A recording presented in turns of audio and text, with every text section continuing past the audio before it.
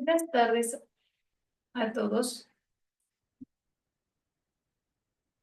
Vamos a empezar con la creación de un modelo de regresión logística binaria y lo vamos a desarrollar a través del programa estadístico SPSS en su versión 25.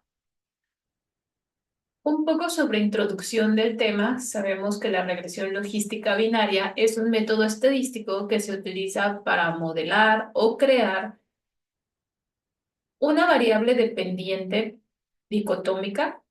Es decir, que solamente tiene dos posibles resultados o categorías en función de una o más variables independientes que pueden ser numéricas o categóricas. Este tipo de regresión se utiliza cuando nuestro objetivo es predecir la probabilidad de que un evento ocurra.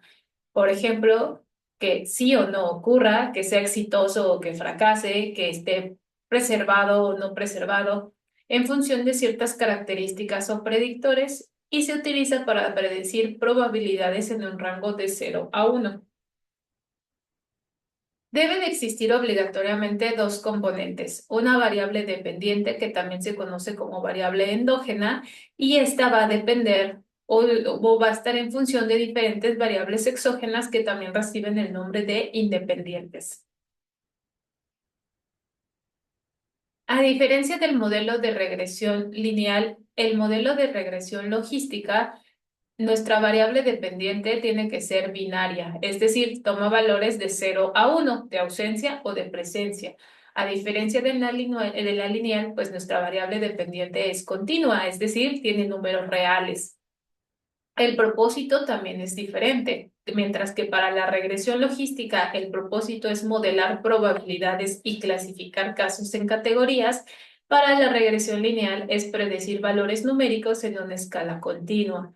Cada una de ellas o de estas dos regresiones tiene su modelo matemático específico y las aplicaciones también son diferentes. Para la regresión logística binaria, pues queremos clasificar, es decir, tener resultados binarios, un diagnóstico médico, una probabilidad de éxito, mientras que en la regresión lineal, pues son predicciones, es decir, ingresos, precios, temperaturas, esta respuesta de la variable dependiente continua. Para poder trabajar en ello y para poder hacer un ejemplo práctico dentro del programa estadístico, vamos a tener el siguiente planteamiento de problema. En el contexto de un hospital especializado en oncología, se ha identificado que uno de los principales retos en el tratamiento de pacientes con osteosarcoma es la supervivencia. Esta se ve influenciada por una variedad de factores clínicos que pueden ser propios del tumor o de los pacientes, pero hasta la fecha no se ha realizado un análisis exhaustivo sobre qué factores específicos predicen con mayor precisión este desenlace. ¿Por qué sería importante para un clínico saberlo? Porque al tener el conocimiento de cuál es el factor que predice más el desenlace, puede ajustar los tratamientos para mejorar esa supervivencia. Entonces, como vamos a tener nuestra variable dependiente, que va a ser nuestro desenlace, en este caso supervivencia, vamos a asignar el número 0 a muerto, es decir, no sobrevivió, y a 1 el paciente vivo. De aquí, para empezar a trabajarlo, nos vamos a ir a nuestra hoja de cálculo de SPSS.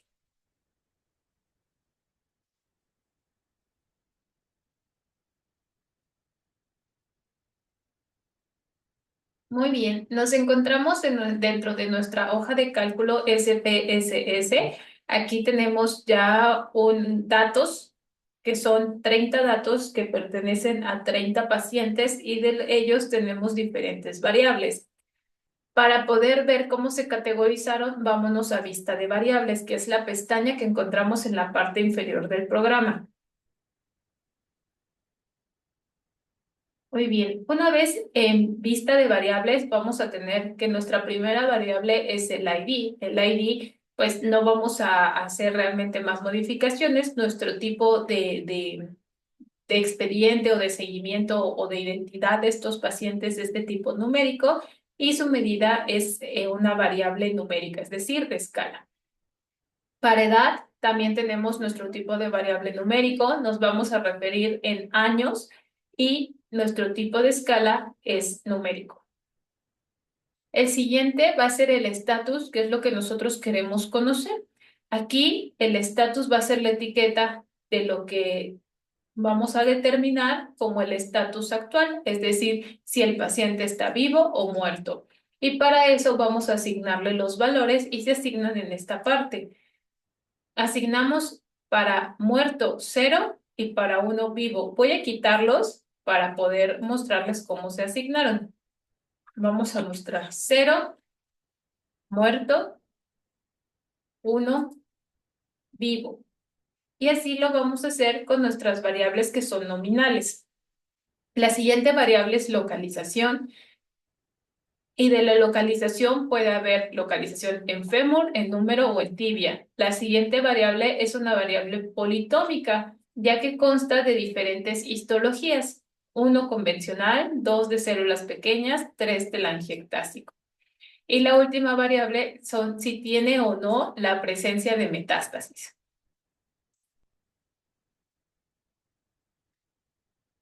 Nos vamos a ir nuevamente a nuestra pestaña de vista de variables y vamos a entender que para crear este modelo necesitamos tener variables dicotómicas. ¿Y cómo vamos a lograrlo? Para nuestras variables que son politómicas, en este caso solamente nos queda histología como politómica, vamos a hacer la creación de unas variables ficticias también conocidas como variables DOMI. Esto nos va a ayudar a que podamos trabajar con este modelo sin tener que hacer más ajustes. Entonces, para histología ya vimos que hay 3 opciones, por lo tanto voy a crear 3 nuevas columnas.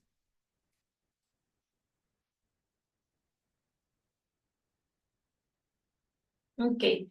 Para nuestra primera variable, que es vamos a dividirlo o vamos a crear, la primera se va a llamar convencional, células pequeñas y telangiectásico. Nos vamos a nuestra lista de variables. Aquí vamos a ver la primera histología que es convencional.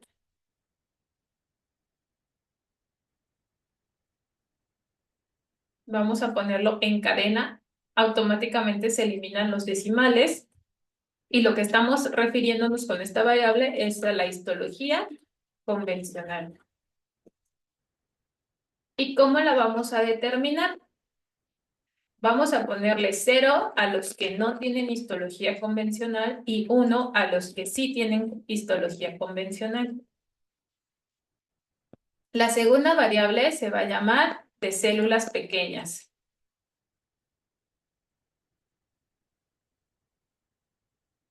Igualmente corresponde a la histología del tumor de células pequeñas.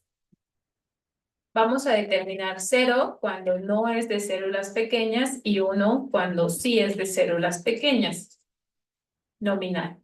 Nuestra tercera variable se va a llamar telangiectásico. Y esto se refiere a la histología telangiectásica del osteosarcoma. Igualmente vamos a ponerle 0 cuando no son telangiectásicos y 1 cuando sí son telangiectásicos. Miren, aquí me faltó ponerle de cadena y vimos que me estaba poniendo decimales. Y obviamente pues no tenemos decimales. Entonces voy a corregir estos.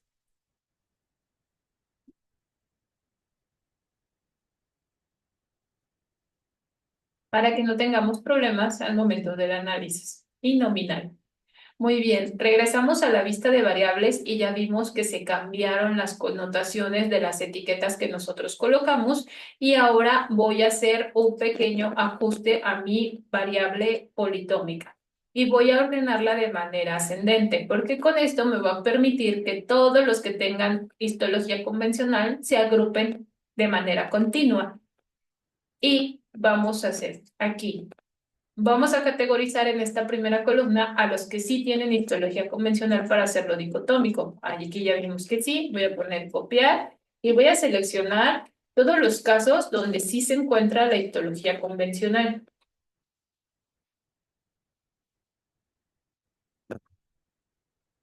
Y voy a pegar. Y voy a seleccionar aquí todos los casos que no tienen histología convencional. Voy a copiar y voy a pegar. Haré lo mismo con la histología de células pequeñas. Voy a seleccionar los que no tienen histología de células pequeñas. Selecciono y copio. Aquí voy a copiar los que sí tienen histología de células pequeñas. Igualmente ya tengo aquí todos, selecciono y copio. Y los telangiectásicos que no pertenecían a de células pequeñas. Ya casi terminamos estas variables. Y en telangiectásico voy a poner a todos los que no tienen una variedad de telangiectasia. Y finalmente voy a colocar aquí a todos los que sí tienen la histología telangiectásica. Muy bien, y ahora nos preguntaremos, pues ya desordenamos todas nuestras variables. Para eso nos va a servir conjuntarlas con nuestro ID, para que nuevamente puedan quedar en orden. Entonces ya tenemos nuestras dos variables que eran politómicas como localización e histología y cada una de ellas las pudimos hacer politómicas para trabajar con el modelo estadístico. Podemos también corroborar aquí en esta pestaña que se llama etiquetas de valor. Si nosotros le damos clic, vamos a ver el escrito de los datos que nosotros metimos y en uno la codificación que hicimos. Vamos a ir para crear este modelo en analizar modelos de regresión logística binaria y damos clic. En nuestra variable dependiente vamos a ver nuestro desenlace que estamos buscando, que en este caso es el estatus actual, es decir, está vivo o está muerto.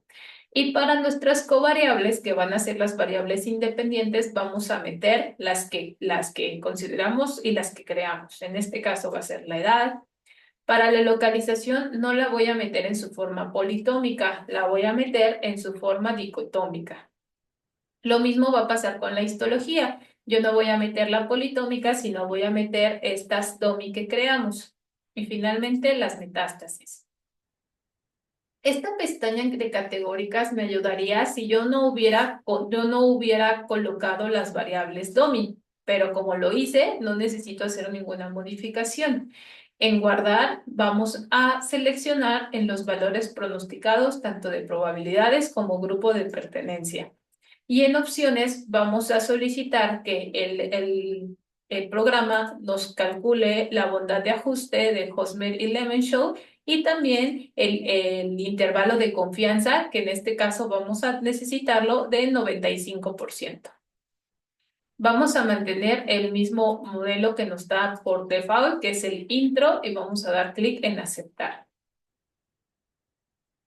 Una vez concluido este paso, el programa nos va a enviar a nuestra hoja de cálculo. En esta hoja de cálculo de trabajo nos va a mostrar las diferentes tablas. En primera instancia va a estar el resumen del procesamiento de los casos.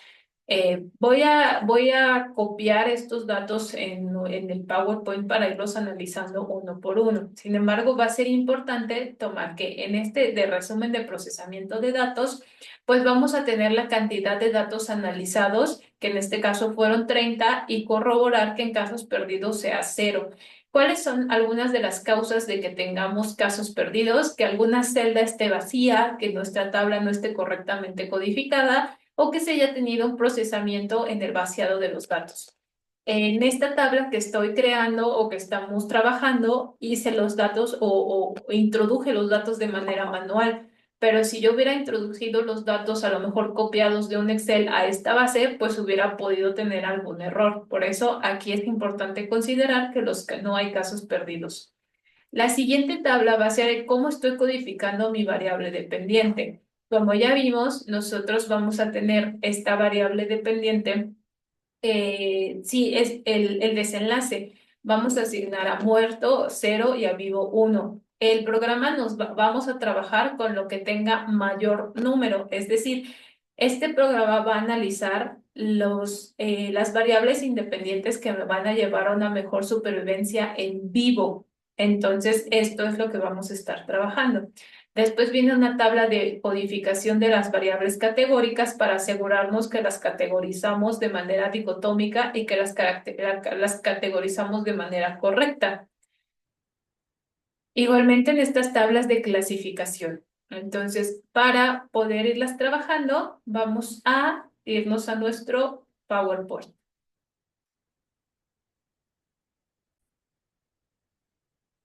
Muy bien, vamos a irnos a nuestro PowerPoint.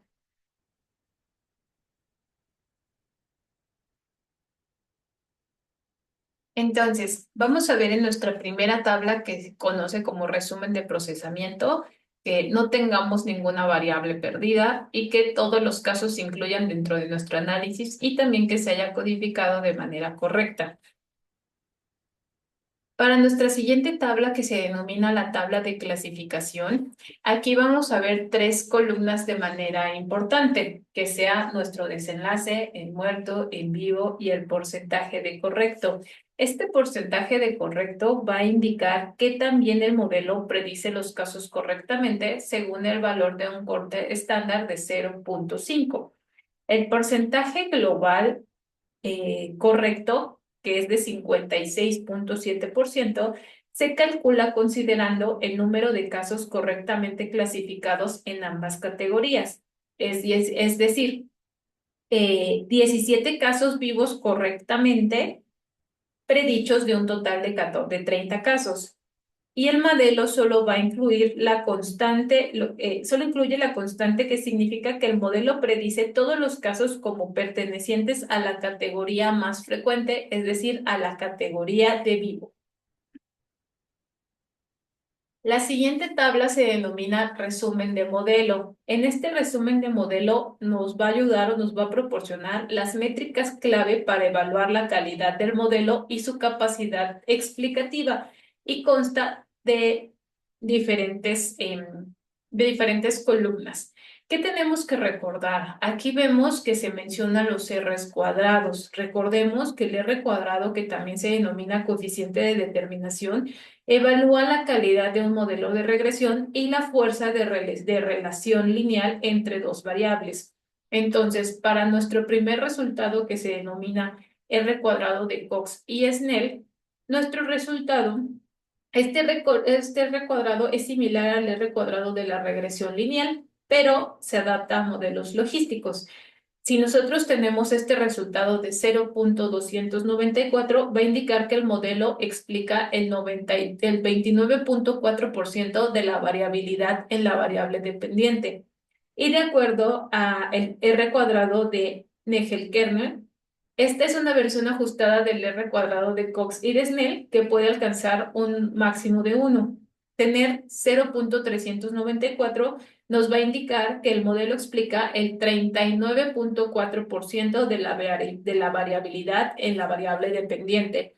¿Qué quiere decir? Pues que todavía están intervienen muchos factores que nos van a determinar de explicar el 100% de este desenlace.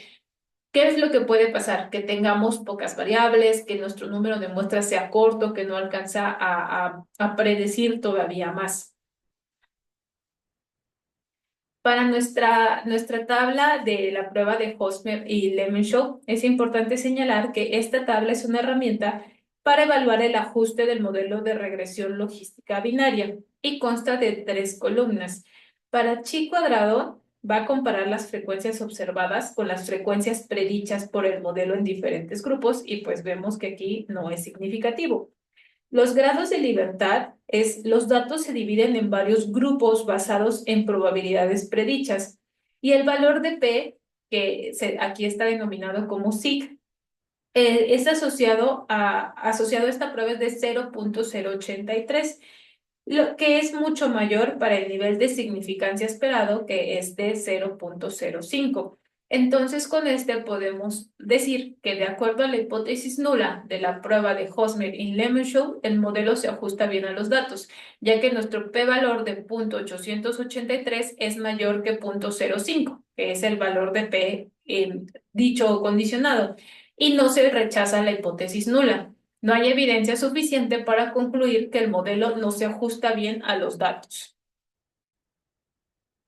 En nuestra siguiente tabla de clasificación se van a denominar la capacidad del modelo para clasificar correctamente los casos en las categorías de la variable dependiente, es decir, muerto o vivo. En este caso, si nosotros observamos en el apartado de muerto, hay 13 casos clasificados como muerto en nuestra base de datos. Las predicciones correctas, el modelo predice correctamente 9 de estos casos, es decir, tiene la capacidad de predecir el 69.2% de que el modelo prediga de manera correcta a los muertos. Y las predicciones incorrectas son 4, o sea, que las puede llegar a clasificar como vivo. Para vivos, hay 17 casos observados en nuestra base de datos. El modelo predice correctamente 14 de esos casos, es decir, el 82.4%, pero clasifica de manera errónea a 3 que están muertos como vivos. El porcentaje global correcto hace que el 76% de estas por ciento significa que el modelo clasifica correctamente el 76.7% de los casos de manera general. O sea, hasta este momento, pues no está baja su capacidad explicativa. La siguiente tabla que se denomina es propiamente las variables en la ecuación o propiamente este modelo. ¿Y qué vamos a ver? Primero vamos a ver nuestras variables independientes. Esta columna de nuestras variables independientes son las que nosotros tomamos como predictoras del modelo y que van a intentar explicar a nuestra variable dependiente, es decir, en este caso el desenlace si es vivo o muerto. El coeficiente logarítmico indica la dirección y la magnitud del efecto de cada variable en la probabilidad de que ocurra un evento. Es decir, una beta negativa va a indicar que reduce las posibilidades del evento y una beta positiva va a decir que se aumentan las posibilidades del evento. El error estándar va a medir la variabilidad de los coeficientes y valores altos indican que no es tan preciso o que tiene menos precisión en la estimación de las variables. Para Walt, esta es una estadística para probar la significancia de cada coeficiente. El p-valor, que también se denomina como sig, representa el cambio en las probabilidades del evento por cada unidad de cambio en la variable. Valores mayores de 1 indican que un aumento en las probabilidades del evento y menores de 1 indican una disminución en las probabilidades del evento. Y el intervalo de confianza, este intervalo muestra el rango de valores en los que es probable que se encuentre el verdadero efecto de la variable. Entonces, dentro de estas variables de la ecuación, lo que nosotros vamos a analizar, pues es cómo se han ido comportando. Aquí vemos que las que han mostrado significancia únicamente es la localización tumoral en fémur. Vemos que al ser una beta negativa, reduce las posibilidades del evento, es decir, de que viva. También observamos que su intervalo de confianza no es tan amplio, por lo tanto le podría dar un valor esperado.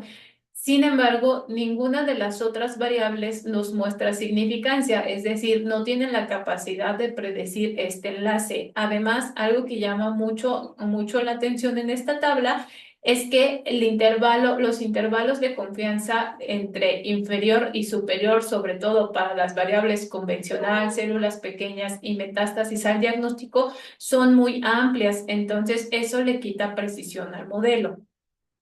¿Qué podemos rescatar de este modelo a pesar de que solamente tuvimos una categoría que se acercó un poco a esta significancia?